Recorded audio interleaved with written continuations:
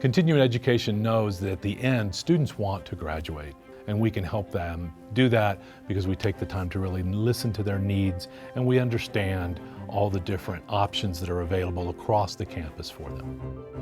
We don't take a cookie cutter approach. We realize each student comes with their own story. So whether it's a part-time student looking to complete a degree program or someone just looking for online courses, we're there to connect them to the resources of the university.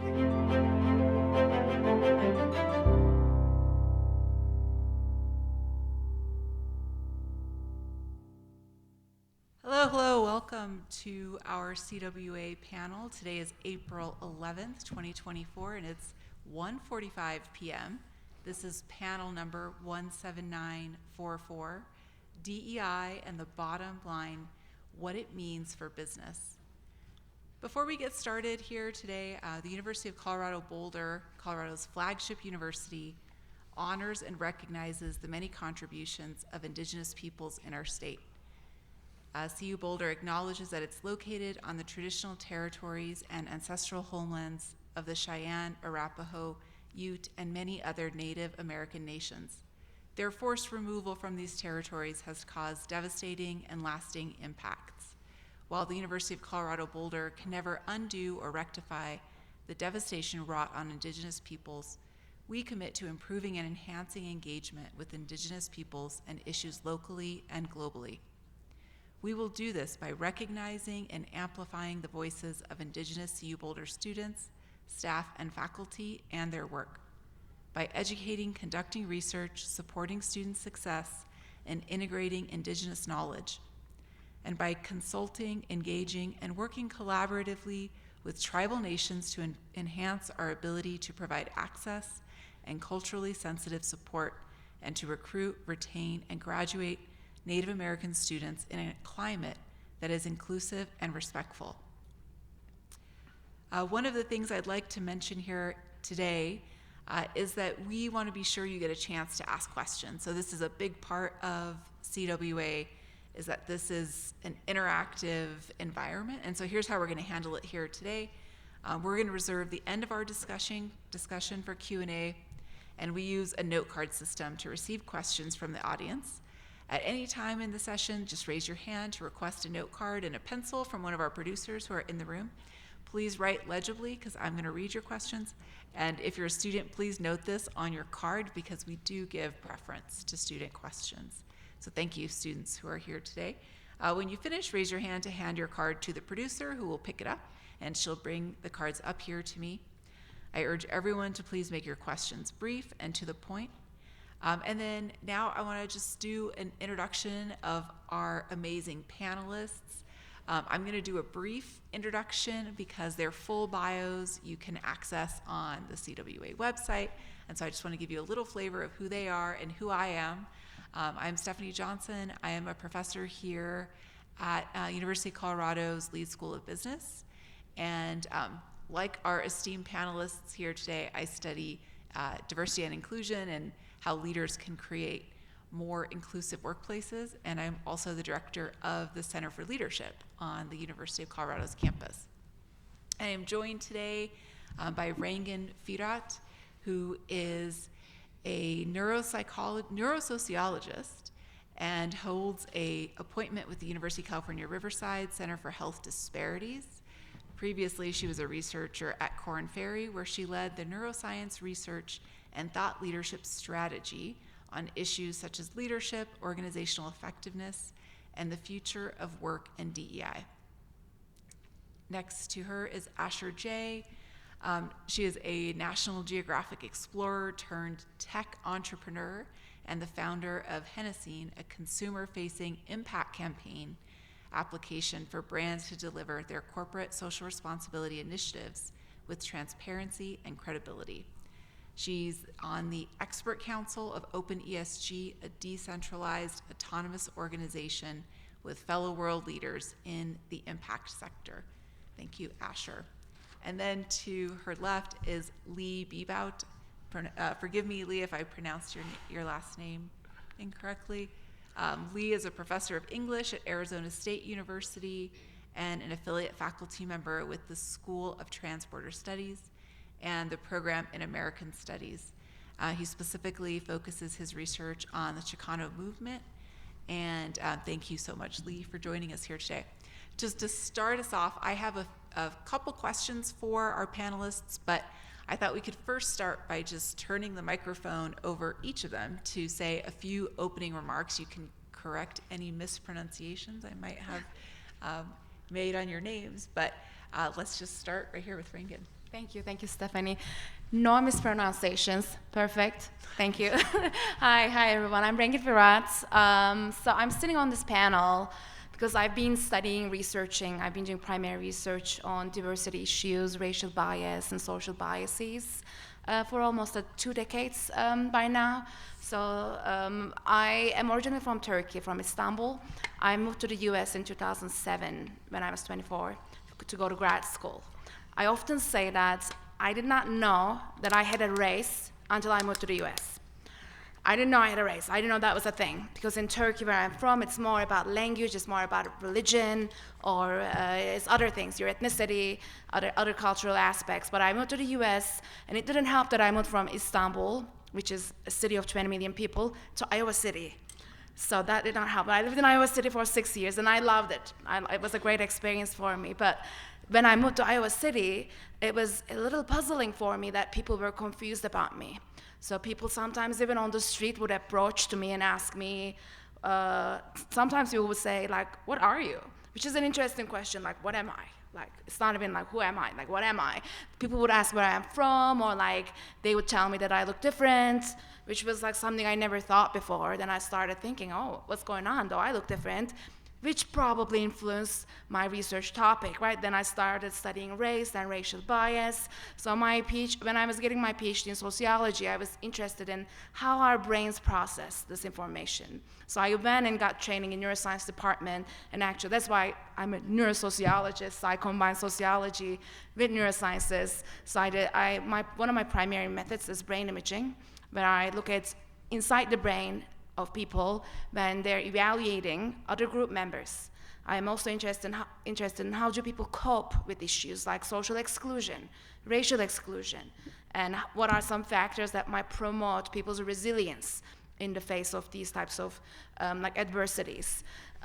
So that influenced, I think early on these experiences influenced pretty much all my career, where I was doing research, then I was a faculty, then I worked in the corporate sector. So I worked in different institutions, educational institutions.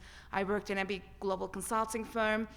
A lot of the times I changed my job due to diversity-related issues. So that was a big factor. Even ironically, I'm studying these topics and they call upon my expertise, but I had to sometimes leave, or I had to actively pursue other job opportunities due to diversity and climate in an organization, in a setting.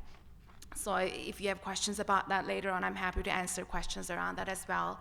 But a couple things about my research that I find very interesting is that humans, we socially categorize things really fast, really automatically. And oftentimes we say that this is the root cause of biases, racial bias, discrimination, other biases. But a lot of research shows that humans are not born racist. Humans are not born biased, right? Human babies are not biased. They don't recognize racial features. They might recognize familiarity. They might recognize things based on their caregiver, right? The characteristics of their caregiver. But our brains are, in a way, developed over time, both in our ages and evolutionarily, because of different social pressures, because we are a social species. So our brains are, in a way, they've shaped in their current form to detect coalitional alliances, group alliances. And a lot of social demographic characteristics that we talk about when we talk about DEI issues are these characteristics that we use as cues to categorize people on their coalitional status. Are they our friends or are they our foes? And there's a lot of research on it. And so I'm sure when Stefanie asks questions, I'll talk more about it. But that's pretty much, these are the types of things that I study. So I look at the social systems and how they affect our brains, because our brains are very plastic. Also, we're a social species, we learn everything, and starting from early childhood. And all these factors have a big influence the way that our brains respond to a lot of things, including a lot of diversity issues. And I'm just going to end it here. Thank you. Thank you. Hi, I'm Asher J, and I wound up getting into DEIB partly because I have a more interesting story, I guess. So first of all, it took me a long while to realize I was human, much longer than most human children would, because I was raised wild and I was given the inimitable opportunity I think most kids of this generation don't get, which is to be in nature more than they are in enclosed spaces or behind a screen. So I grew up thinking I was a bat and hanging upside down from things. My mother never corrected me. I was drinking my juice boxes by sticking my teeth into it. So I really had a very eclectic childhood. I went from being a bat to being a chimpanzee. Like, I just went around different species, right? So for me to step into the embodiment of being human, then being woman, and then what people expected you to be like, because then they would be like, oh, you can't be playing football with us because this is an all-boys game. And I'd be like, I don't even know what that means, because I was a chimp literally 20 days ago, and I bit you, and that's why I was sent home. So, like, you know what I mean? So it was, for me, it was a very surreal coming into being human, and being human is so much more complicated than being any other species. So to date, I still end up being in nature more than I like being around human beings, simply because nature is just simpler. Where diversity is celebrated, diversity finds convergence, because divergence allows for resiliency and for the health of an ecosystem to be at its optimal performing efficiency. And then when it converges, that whole finds expression in an inimitable level of unity that cannot be replicated unless it's exactly that whole. So I've always perceived life in these massive wholes, and then to come into humanity where we are HOLES, like literally in these like little sinkholes where we can be only a certain aspect of ourselves when we can be the sum total of everything. So I find it very, very limiting, very stifling. And I don't think often I respond to the pressures of society in the same way. So often I get asked, you know, because I run a tech startup, was a National Geographic, and I still am a National Geographic explorer, and a female in both accounts, and a woman of color on both accounts, which, you know, when people say to me, it's not where I go to, but where I have to respond to it. Yes, I have a responsibility given that I am a woman of color and I am a woman. So now the way I look at it is, earlier I would say, you know, if you didn't acknowledge it, it doesn't really matter, because you still do you, and you're doing you the best you know how. But I think that's not entirely true, because the starting gate positions allotted for a lot of us based on just initial perception can be very limiting.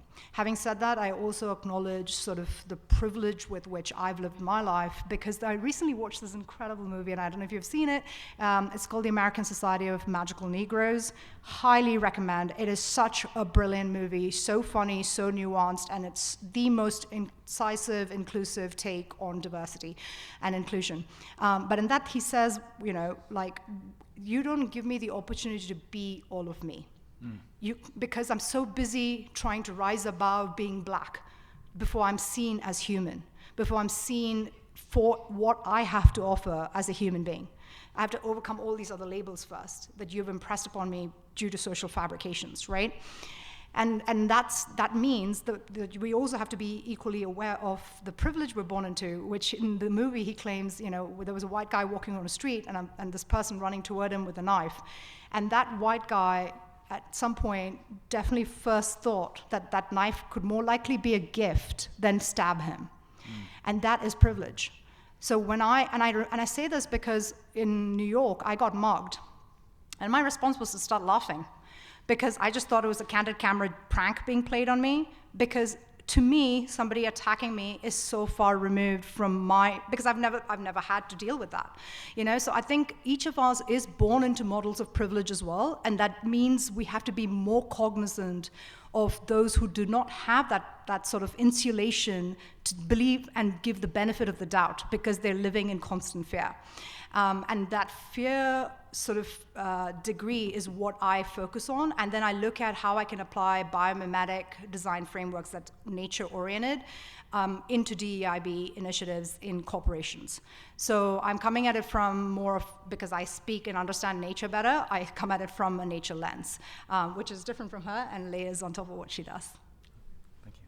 My name is Lee Bebo. I teach at Arizona State. I'm a last-minute addition to the panel, and I do work teaching on Chicano studies, critical race theory, critical whiteness studies. Those are kind of my wheelhouses, both for teaching and for research. And what I'm probably most interested in are social movements and the relationship between public culture and political culture. How do we talk about race? How do we talk about thorny issues and the language that we use to talk about those issues? Now, how does that position me as somebody who's here on a panel related to DEI? Well, I do the research in critical race theory, I teach in those issues, but in some ways it's actually a much more personal story. I started off, before I went and got my graduate degree, I was teaching high school. I was teaching high school in Denton, Texas, where I was teaching 10th grade English, but then also ESL, English for secondary learners, secondary language learners, or however we frame it. The vast majority of my students were from one town in Mexico, Musquis, Mexico, in Chihuahua. Or no, Coahuila, it was in Coahuila. And I learned a lot from those students. And when I was working with those students, it was important to me to not just teach them English, but to also incorporate cultural narratives that were representative of them, but also histories of US Latinos in the United States so that they could have a foundation. But there's a problem with that. I'm a white dude who grew up in Texas. I didn't know those histories. And so as I was working to help them learn those histories, I was learning them myself. And I realized, wait a second, these are histories of the United States. Why, when I moved to Texas in 7th grade, and I took Texas history class, why did I not learn a multiracial history of the United States or a multiracial history of Texas? So I became fascinated with the Chicano or Mexican-American civil rights movement. And that's what I ended up doing my dissertation and my first book was on, right? But that put me in a really odd position. I'm one of the few white guys in the field. And is it just extractive? Do I just wanna, okay, I wanna study this because it's of my own benefit? Or do I have a commitment to a community? And so there was a lot of soul searching involved in that as I went into the degree, as I went into the profession, to say, if I'm going to teach about these issues and work with these communities, I have to really work with these communities. And I have to get to know them and support them in whatever ways that I can. So it's that orientation, and I've taken that orientation not just with Latino students and Latino communities that I've worked with, but also with LGBTQ communities that I've worked with in the past and recently. And it's that type of commitment. So what am I doing here on this panel? In some ways, I'm thinking about what it means to be a white person, a white guy, a straight white guy, really, really invested in a different world than the one I grew up in a different world for my son than the world that we have today. So that's where I'll start. Ooh, I love that. So already I have so many questions, but I did come in with some prepared questions that I want to start with. And essentially it's like I want to take a step back from looking at DEI and organizations and ask each of you, and I'll start with you, Rengin, of what do you think is working well? What have we done in the last few years? You know, I think of 2016 and women's rights and 2020 and the Black Lives Matter movement. What have we done that we can be really proud of? And then we're going to keep it positive for a minute because my next question is going to be about what are the areas where we have had less success and what can be done from there. Thank you. First of all, what are we doing well is that there's a lot of research. There are a lot of passionate people. I think that's what we're doing really, really well. There are a lot of great people who are committed to this work, both in businesses and education and research. So this is something we're doing well, that we are able to continue this research and organizations are investing. And I think people care about it enough that organizations feel like they have to invest in it, even when they might not be committed as much, that they feel that they have to. Because I think currently in the job market, employees are evaluating organizations that they want to join as well.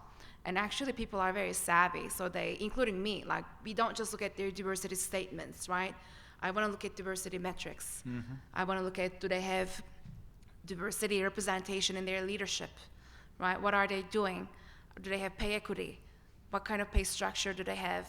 So I look at reviews as well. People also put a lot of reviews. So, but there is a lot of research-backed evidence for a lot of these organizational interventions and organizational structures as well.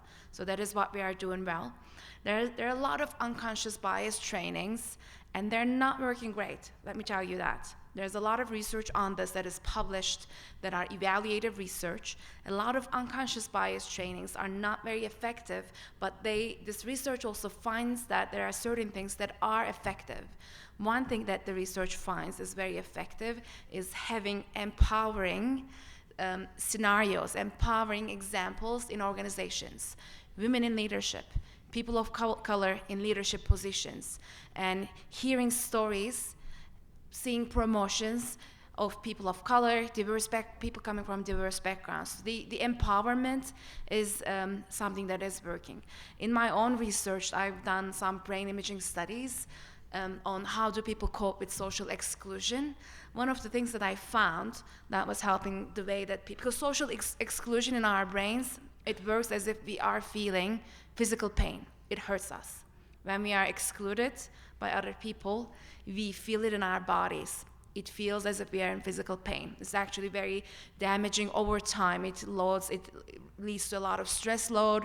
This is called allostatic load, which causes wear and tear on our bodies. One of the things that I found that works, that buffers this mechanism in the brain, is agency, giving people their own agency and empowering people. So I think I would say empowerment, having counter stereotypes in the workplace, and a conscious leadership style that pays attention to these things and actively promotes inclusion and belonging in an organization, I think works well. Thank you. Esther, you want to jump in? I would say organizationally, we are doing a couple of things well, but like it comes with like not doing it completely. So I feel like it's all like kind of half-baked. But primarily, I think ways in which we could be doing it well. I mean, I don't know how to like articulate this, because I could talk about the positive strides we could be taking, which is what I'm going to focus on. And I will still talk about the negatives in the next question.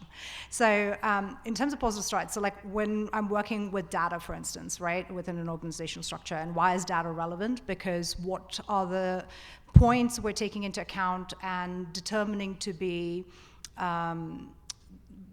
valuable and viable inputs into a system that is then going to operate with those being the assumptions, those being the foundational aspects of itself.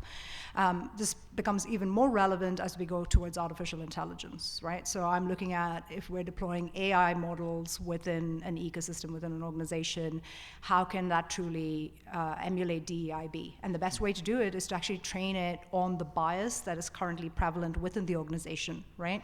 So if you're looking at the lack of variance and how you currently model your decision-making trees around, your logic trees around when you would empower a certain person to be the spokesperson for the company and why.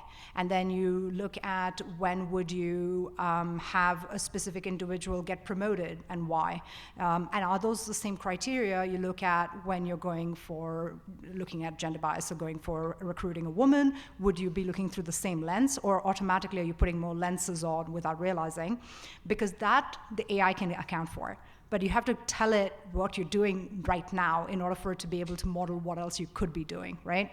And so I'm really looking at it from a variance and range perspective, both like mathematical concepts in the sense that if you're being truly empirical and logical about this, if you are looking at an ecosystem, the greater the variance within it, the likelihood of the normative range within which it is its best expression, which is to say, if you look at the sum total of diversity and then what is the operating value at which it is healthy, then you automatically come to a range that accommodates all of those variables, right?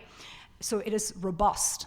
But what happens in most ecosystems that are organizational, that are institutional, is that the variance is barely existent. It's like homogeneous. And so when you're saying, oh, we're going to start emulating an environment that can assimilate diversity, you're not built to take on that dissent because you've built on stories that has no give, that has no flexibility of expression. And it's not nuanced or layered because it accounts for variance already. So its elasticity to be receptive is really low. Its sensitivity is really low. So naturally microaggressions are going to go up. Naturally our inability to even receive. Because I remember something as simple as my friend from Colombia said a word in English. And I had to ask her 3 times to like repeat herself, you know, and then she's like, oh my God, am I saying it wrong? And I was like, you're not saying it wrong. You're saying it in a way that you are used to saying it. I'm wanting to only hear it the way I'm used to hearing it. So we need to bridge that gap.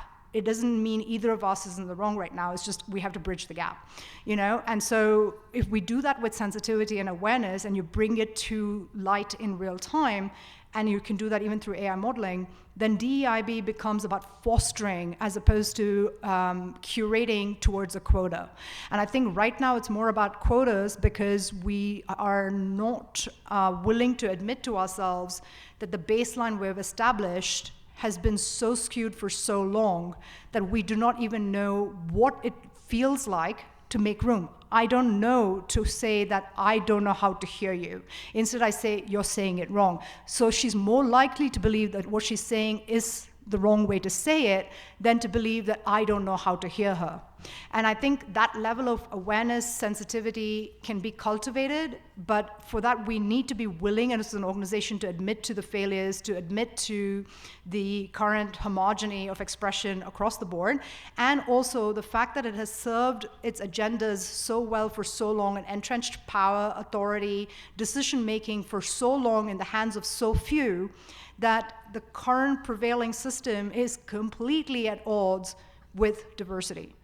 So we cannot play within this framework and ask for it to be different, which, you know, Einstein's statement, which is that you can't give rise to the solutions from the same consciousness that gave rise to the problem, and that's where we're at, is these crosshairs where I literally went into an organization and I'm good at exposing sort of the missing links and the blind spots, and I did a live poll across like 6,000 of the regional offices and the headquarter organization, which had the C-suite and board in the company.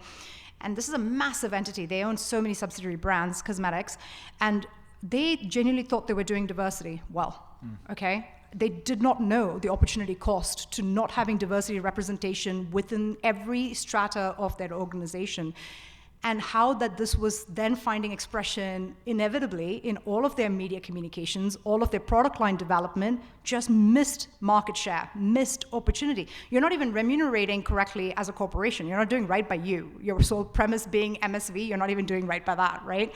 Even if you're a soulless entity. So from just a purely financial perspective, it was a massive cost to them to not have DEIB integrated. But to map it in real time with AI was what was incredibly effective, because I had this live poll and then I visualized it with a single human anatomy, and the only part of the anatomy that turned a color was the pinky toe turned brown.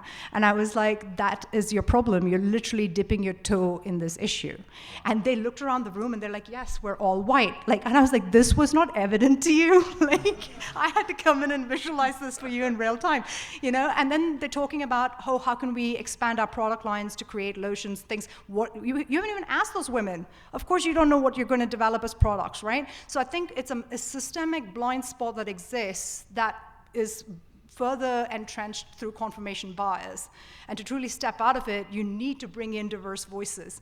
And you have to be willing to be shown how wrong you were in assuming, and how big a gap there is between intention and action because there is no inclusion. Yeah. So well said. I guess since I focus so much of my work on language, and not to be the absolute pessimist on the stage, but you said, what's working well? I'm going to give a caveat. I think this is working well within certain frames, because I think it's also very limited. I think over the last 20 or so years, we've seen a tremendous shift in the language that we use to talk about justice and inequality in the United States and more broadly. We've heard some of the terms that have already been used on the stage today: microaggressions, unconscious bias. I might talk about fragility, structural racism, right? Things along those lines were not part of the popular language outside of academia in the 1990s or before. So because those have made their way into the popular lexicon, they're being used in news media more regularly. My students still reference Tumblr, which is something that I've never been on, but they'll talk about Tumblr, they'll talk about TikTok and other social media as ways of promoting this language. So I think that language transition has allowed certain things to become more visible, right? Because without those words, we don't know how to describe what we're seeing, right? So the fact that those terms and others have moved out into broader populations has been critical. That being said, I think there was a tremendous push for those terms and deep introspection in the summer of 2020, right? I know many people who wanted anti-racist reading groups and conversations. I helped lead one for a Lifelong Learning Institute at my institution. But then we also had numerous people trying to understand how they could do a better job, how they could figure out how they were oriented within the world and to change the world for a better place. And a lot of people thought, 2020, the world's going to be different now, right? Or they thought the same thing when Barack Obama was elected in 2008. But what we've seen is a backlash against that language, right? We have a panel right here on DEI in business in the bottom line. But there's also a vast backlash against DEI in schools and in business. And so, yes, a language has changed. We have new ways of talking about these things, of coming together around these things, but then there's also an effort simultaneously to quash those conversations. And terms like woke or DEI are used as a cudgel with which to beat one's enemy, right? And that is a problem. So both the benefit and the danger. Yeah. Amazing. I'm seeing some hands go up in our audience of people who have questions. So please continue raising your hand, writing your questions down, because after this next question, I'm going to go to your question. So if anything's piqued your interest and you want to hear more, make sure you get those hands up. Okay, so there was some good and some ugly mixed in there. That was supposed to be our positive spin part of the conversation. I'm always messing things up for people. That's okay. I'm being inclusive of Debbie Downers too, so it's totally fine. But Libby, where are we missing the boat? And so, there's so much criticism. DEI must die, right? Elon Musk tweeted about anti-DEI. There's probably some things that we are not doing, that we haven't yet done, or that we've completely misstepped. And so I'm going to send it back to Lee, since I feel like you're ready with you're poised and ready to jump on the negative side of maybe where are we not getting it right? Wow. There's so many things. I guess the emphasis on the immediate changes. So we have a push in 2020 to defund the police or reallocate funds from racist policing departments or police agencies, whatever. But we take the eye off the ball because many of those police forces have been funded with increased funding since then, right? And so we often think about this as, okay, we're going to do this change, and that change is going to have an indefinite impact across time, but the change is either very limited because there's a backlash, or we have demands for structural changes in society. And I don't want to diminish the fact that the syrup that I put on my pancakes is now called pearl milling or something like that. And it's gotten rid of a racist image.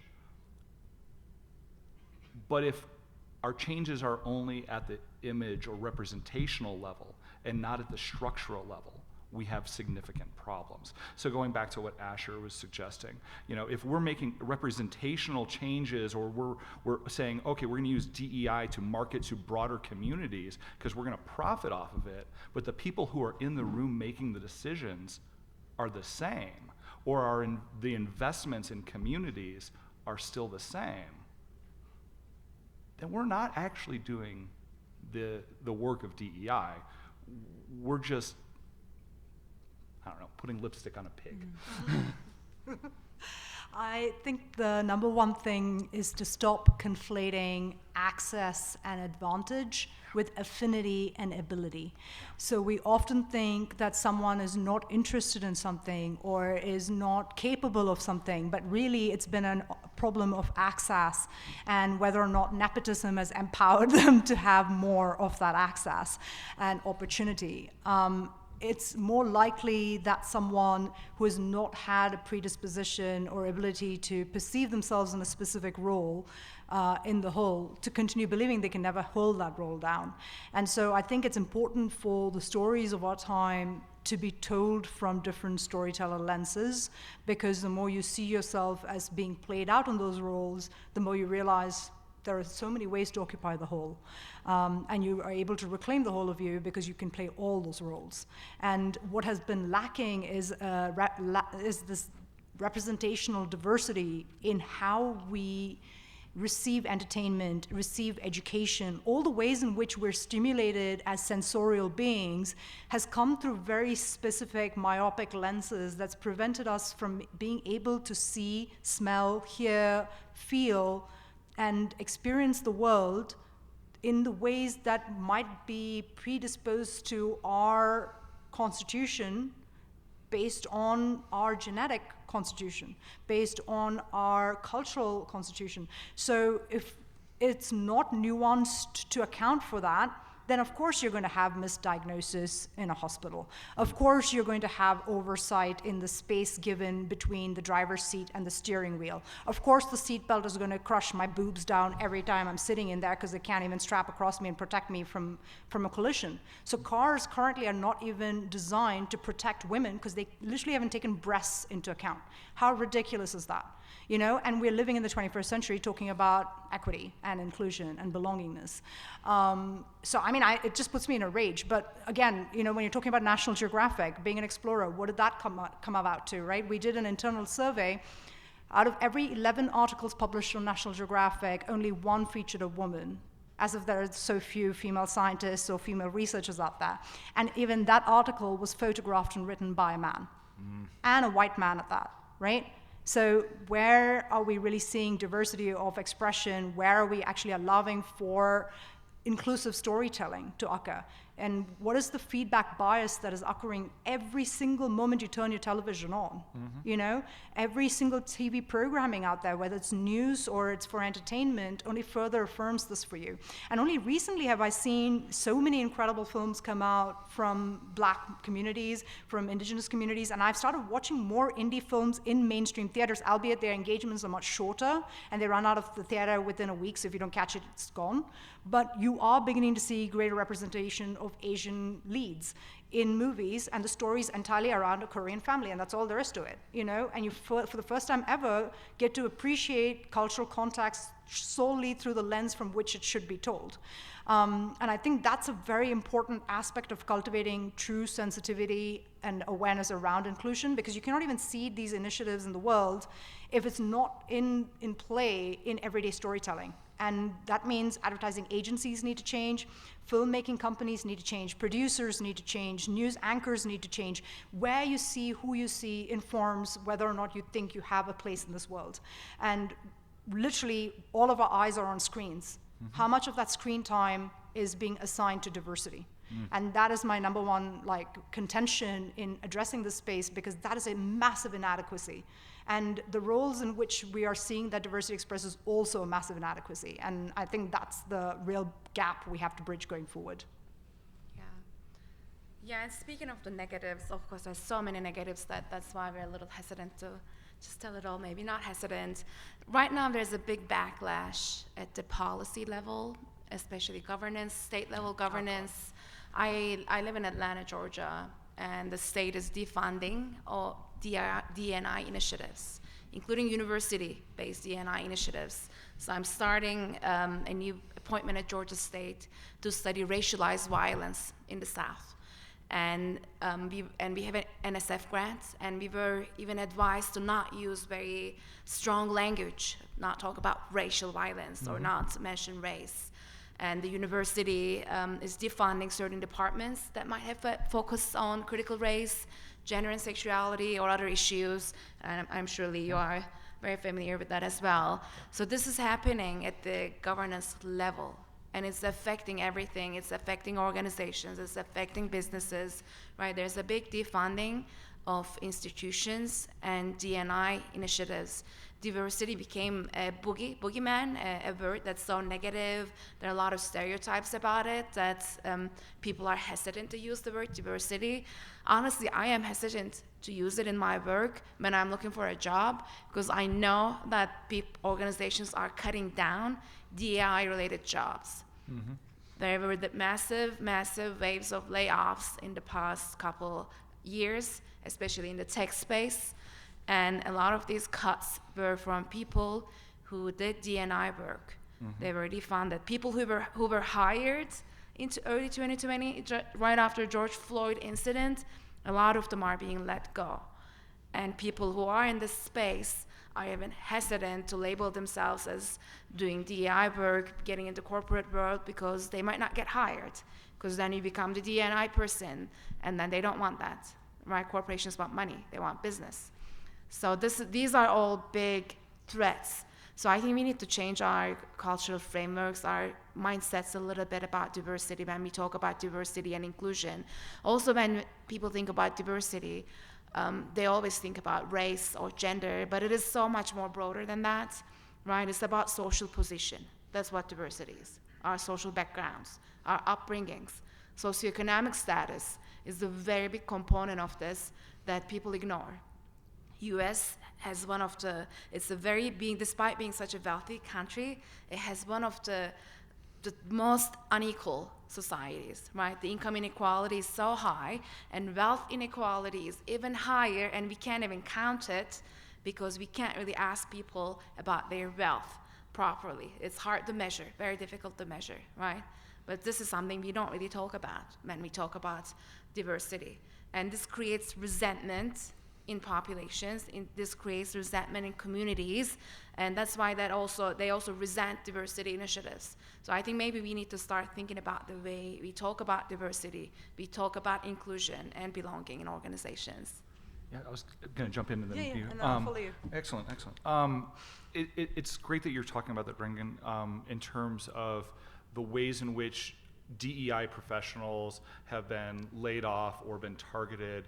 I definitely think we're seeing that, but it also points to maybe a weakness in having people as the sole DEI professional in an institution, right? I'm at a university. Our college within the university has one person who is in charge of this, right? And that is her job. Yeah, tokenism. Exactly. And I think back to my mother before she retired. Her job was in environmental accounting, something along those lines. But she worked for a large oil company, and her idea was, as somebody committed to the environment, as somebody committed to safety, she had to get every person on her team, every person in her building, every person in that company committed to it. And think about it. How many of you in this audience today go home and recycle? I'm hoping everybody. Most of you probably, right? What if only one person did? And that was your job. You here in the front row with the third row with the sunglasses, it's his job to do all the recycling. And then we're going to shove everybody else and say, nobody's responsible. That's kind of the framework we've had around DEI. It's all of our jobs. If we're not trained in it, if we're not experts in it, and if that's our job because we want to live in a just world, then we have some learning to do. So thinking about it more broadly as it's not that tokenized position, but rather it's a commitment that all of us have to invest in, that's a different framework. And I would say on the individual level, like without doing the self-work, you're only going to perceive diversity as difference. And that difference or the dissimilarity is going to be a point of contention, unfamiliarity, unknown variable that continues to create an instinctive sense of fear, of just being exposed to that which you just don't know. But if you have claimed your whole, if you are whole within you, you're far more compassionate, you're far more elastic, far more available. Doesn't matter who's in front of you. Doesn't matter who you are in terms of all the identity labels, because those labels are just aspects of you, it's not the whole of you, and you recognize that on a fundamental level. So individually, I definitely think people should do the self-work, and more often than not, people are willing, especially now, to be extrinsic about everything, you know? It's not me. If that person changes, if that institution changes, if it's a China problem, it's not an American issue, you know? And it's always just deflecting instead of taking responsibility. And if you were to take responsibility instead and be the first to champion that and say, I own this problem, this whole thing is my issue now, then you will do so many things within the course of one day even to correct your attitude, to correct how you show up, to correct, because you're watching yourself, you're living in a state of continual awareness, not criticism, but awareness. And I think there is also this culture around DEIB which is very judgmental and harsh, which is a different form of violence, because yes, there are ignorant people in the space, and they can enact extreme hate crimes and be racially really unjust, but to come at those who hate with the same level of hatred makes you just as ignorant as they are. And you're no more enlightened than the next person beside you who's behaving appallingly, right? Because you're entrapped by your own identifications as they're entrapped by theirs. And right and wrong arguments, binary arguments can play out ad nauseum, as we're seeing on a political scale right now, and all they'll create is two factions. It's never going to be consensus. So if we're really looking to meet in the middle, then we need to be whole. So that's on an individual level. On an institutional capacity, I think what we need to recognize is the pure competitive edge of having diversity being a part of the conversation. Because the more perspectives you're accounting for, the more sort of ways of approaching a problem set, the way of giving a word, assigning value, assigning a recognition to it can occur through different lenses, through different languages if you have multiple people involved from different backgrounds. In my own company, like the first person I hired was non-binary and neurodivergent. And it has been definitely a difficult journey, right? If I'd picked somebody who's like me or is at least heteronormative, we would be speaking the same language, have the same personal struggles, we would hit the same walls at the end of every day. Accommodating for some of the aspects in which she sees the world, that feels uncomfortable for me, because I have to come out of my safe lane, happy lane, to look at the world slightly differently than I would have 2 minutes ago, is definitely inconvenient. It's not the easiest route, it's not the most efficient route on any given day. But at the same time, the value add this person has for things that I would have completely not seen, just it would have eluded me, you know? And she will point out a random aspect of a user interface and the user experience and be like, that is broken. And I'd be like, that's not even something any of us were arguing about in this whole team. We were all thinking about it in a completely different lane. And oftentimes I've also noticed our go-to is to be like, wait, because you're not even talking about what we're talking about. But she is just articulating it differently, and if you took a moment to receive it, then you see that she's seeing the same thing, but just in a completely different sequencing, which neurodivergent people do. So I think really what it does is makes your company so robust and resilient that it's able to churn out product, user experience, marketing material, every aspect of it can take into account this beautiful sense of permutation combination that can only exist if you have those variables to play with. If you're playing with the same putty, you're not going to create a masterpiece, you know, but if you have the entire Play-Doh range, then you're creating gorgeous, colorful masterpieces. So it's like ultimately you're not sculpting with all the raw materials available to you, and the only person paying with it is you, the corporation, with your bottom line. You're not capitalizing on your own capacity to reach as many people as possible by representing the demographics that actually exist versus what you think exists based on your bias. Ooh, thank you. Okay, I want to jump on a couple of these questions. I have a very corporate question and then a question about higher ed. And so I'm going to start with the corporate. And there's kind of has a two-part. So the first part was, why don't we have any business people up here? And I'm going to say, we do have people working in for-profit businesses. That's my bias as a researcher. In my shortened bios of how I introduced you, I focused more on the research parts of what our panelists do, because that's where my unconscious bias goes as a researcher. So that's to address that part of the question. And then, you know, Asher, building a little bit on what you were just saying about diversity is creating this competitive edge, I think you're still talking about the bottom line in terms of money, profitability, ROI, but this person asked the question of how can we actually shift this conversation from shareholder value to a broader conversation about what diversity adds to stakeholders?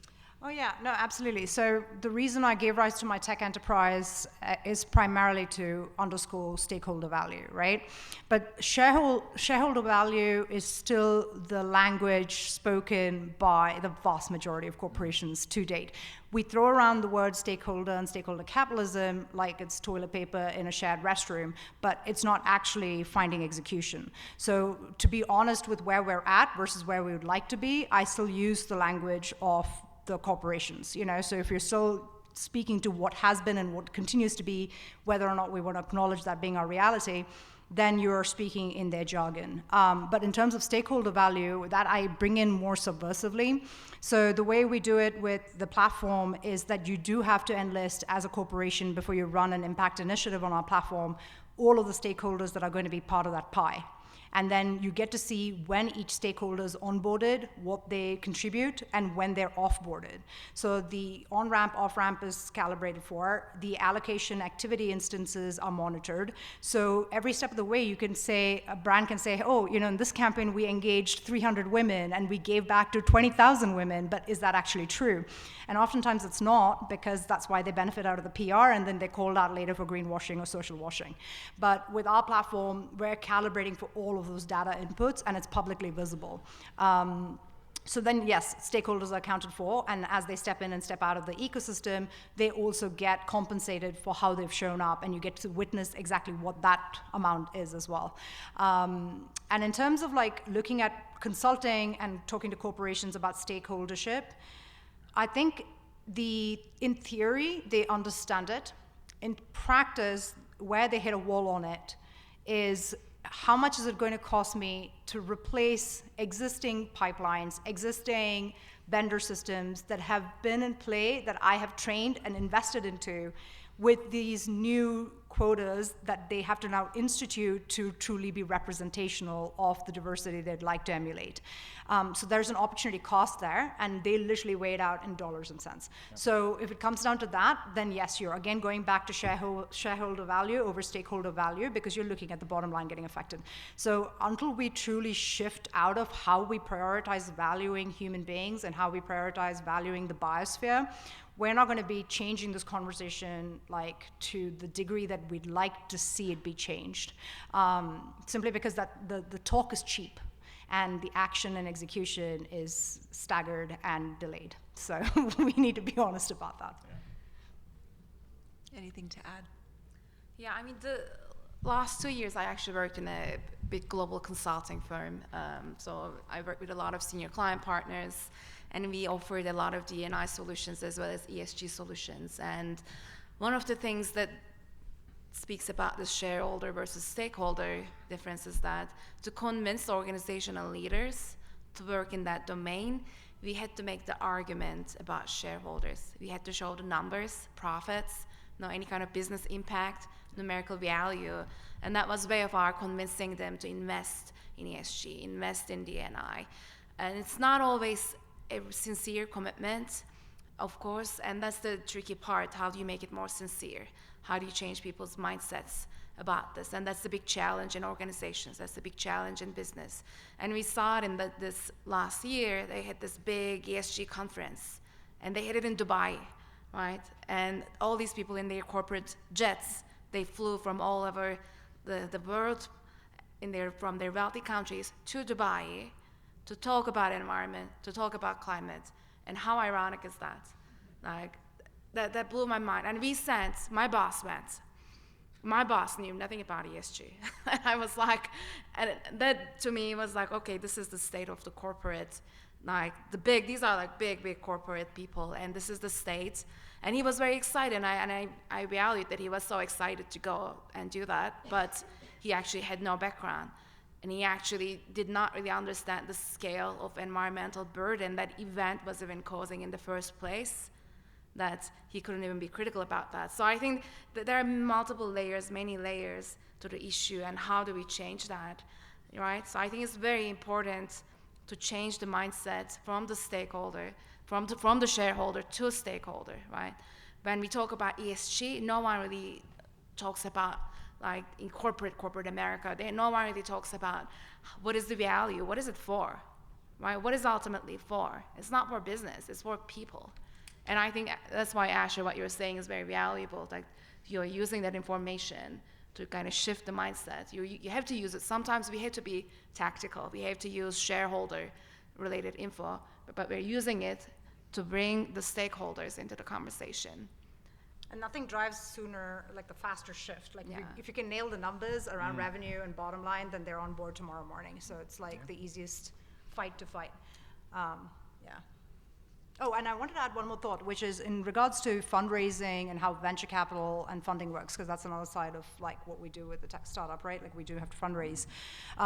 There's a lot of language around DEIB and about how they're trying to support new demographics because they want to see innovation occur. But what they're really doing is funding initiatives from new demographics that will perpetuate the stereotype of what that demographic should be doing in this world, not what they want to be doing. And so they're not actually listening to the founders. They don't listen to diversity feedback on what is the true product lines or solution sets they want to give rise to.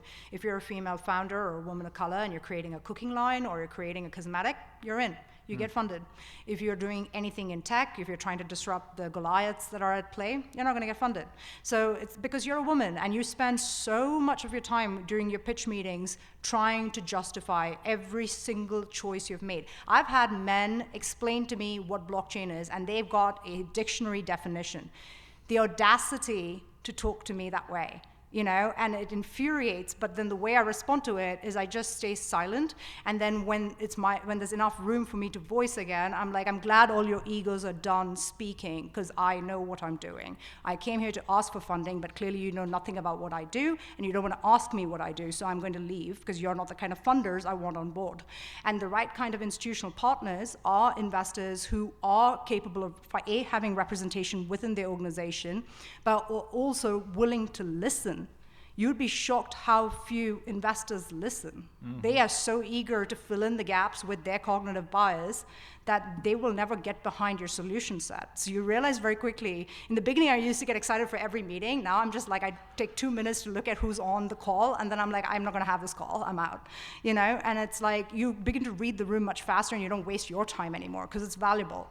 And why on earth should you, as a woman or a woman of color or any of it, be listening to complete morons who don't know what they're talking about, being sheep?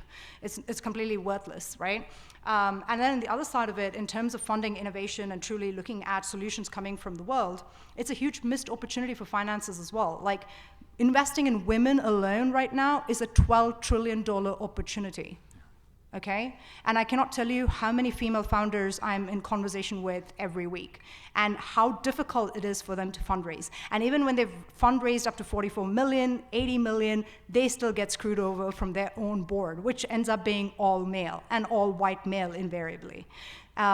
So, I mean, we can say a lot of things, but in regards to how it finds application, the world is so deeply skewed, it doesn't even realize how skewed it is, in disfavor of those that are trying to disrupt. Because we use that word a lot, but true disruption takes a lot of courage, a lot of conviction, and it's such a difficult journey on a daily basis. Because like that in the movie, when he says, just being you, no one has the capacity to give you the room to be you. So you're fighting just to be you first, to be seen, to be heard as you, and then what you're capable of, then you have to go fight for that. Everything is a fight. It's exhausting, you know, but it's like the sheer rage of the injustices playing against the entire framework that you belong to is what keeps you going. But to have to beg for every square step that you have to take forward in your initiative, in your projects, despite having credibility, despite having expertise, is demeaning and dehumanizing and ridiculous.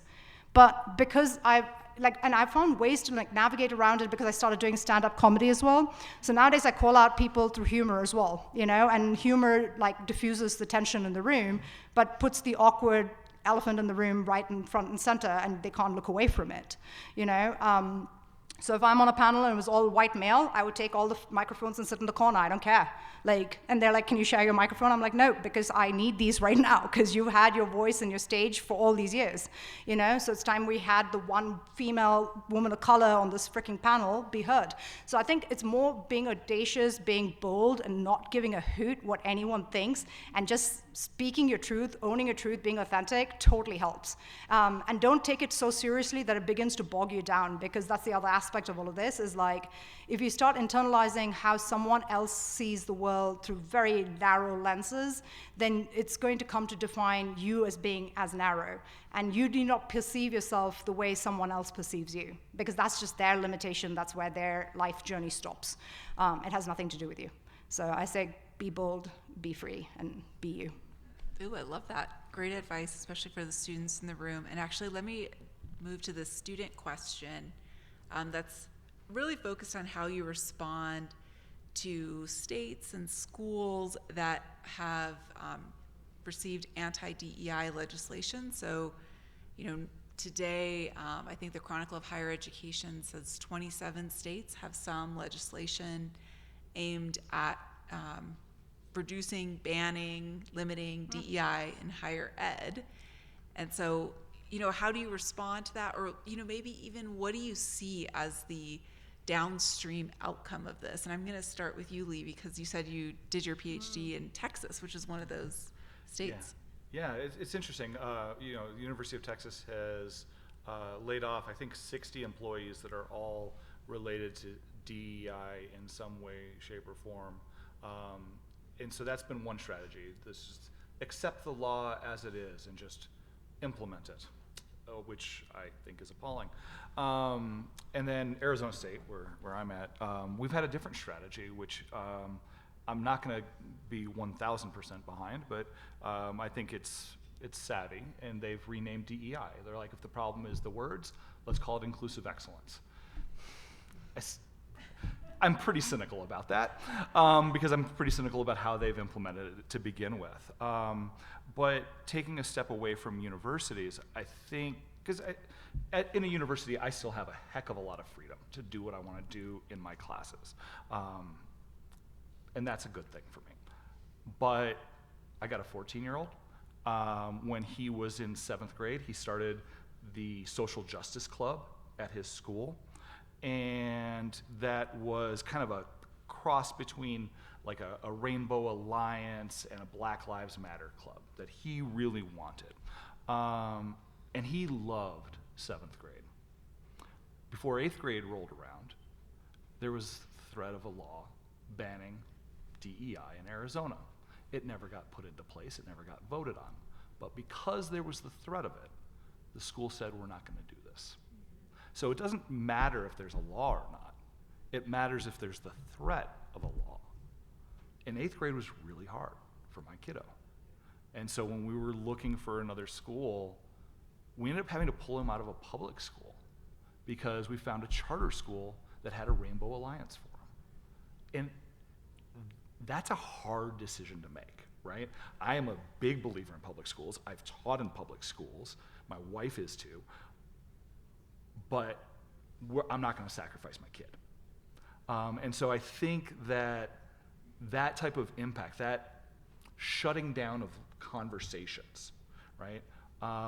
So that queer kids or queer kids of color or kids of color aren't, or white cis heteronormative kids can't have these important conversations to help them understand the world in which they're inhabiting. It's going to have huge impacts down the line. And we need all people to step up and advocate for those conversations. But we also need our teachers to be adept at having those conversations, but that's another story. I think it comes down to the fact that you can try to limit what an institutional framework can impart, but then outside of that, you still have all this time on your hands. Yeah. So then you have all these opportunities to interface. So I think what needs to occur then is supportive systems that exist outside of frameworks that are beginning to buckle down and stifle an individual's capacity for growth and personal development. So we need to be really mindful state by state of what is beginning to get stilted or reframed through the lens of those that it serves. And it's a really interesting way to do it. It doesn't matter whether it's for planetary sustainability or if it's for humanitarian agendas. The master's tools can never dismantle the master's house. So you have to be mindful of the tools that you are working with and then the tools that you do need to actually cultivate a new era, right? A new way forward, or to implement a solution set that is actually inclusive. So I think truly look at the tools you're giving the kids outside of school if school's not the place that they're going to receive it. Yeah. Rengin, what do you think moving back into an academic position? Yes, and in Georgia. And Georgia State is a minority serving institution also. It's impacted a lot. It's difficult, of course, we can't talk about all the tools we might have, but it's when you're in the reality of it, like even for my appointment, we had to talk about, because the research was hosted by Gender and Sexuality Studies, but we had to discuss, do I get my appointment from Gender and Sexuality Studies or Anthropology? Gender and Sexuality Studies is losing its funding. My salary is going to be lower. So no, okay, I'm going to go to Anthropology, even though that was the funding house. So, and these are the daily decisions that's going to affect people who worked in these institutions. People are losing their jobs, and some of the courses might not be taught anymore, and some of the organizations might not exist anymore. Some departments even might not exist in the future. They're threatened. So that's the reality. That's the hard reality that we're facing. I don't know how we're going to deal with it. I don't know. Can I ask you about like Yeah. foundational grants or like external like ways to get the funding gap bridged? Our funding is external. It's from the NSF. It's a federal grant. But outside of like governmental funding, like what about private Yeah, foundations? yeah, we are trying to get funding. There are several big foundations that we could get funding from, but if there's no infrastructure at the university level, then it's even impossible to get the funding. If it's not supported, getting a grant, getting an admin even to help with the grant, sometimes it's challenging. Having appointments for students, being able to get that support, and especially social sciences, humanities are very low paying. It's not like the business school. It's just so low paying in the first place. And in Georgia, especially if you're in the South, in certain states, that it's a big challenge. And we are discussing how do we do it. Of course, we are fighting. No, and we mean like people who do work in this space, including students. And there's limited grant opportunities even within Yeah. private grants for social sciences and humanities, right? Yes. So, you know, there's lots of money for tech and for STEM, but a big grant in the humanities would be like $20,000. Yes, That's not humanities paying grants anything. are small, like the federal grant budgets are small for humanities, social sciences. So it's hard, it's a challenge, it's a fight. But we have a lot of people who are fighting and students are involved. Yeah, I would It's- do the same and echo just the importance of student voices. And so thank you particularly for our students who asked this question, and thank you all for being here today. We've spent our time, but I think the panelists would be happy to continue the conversation if you want to keep talking about this. Thank you so much. Thank you. Yeah.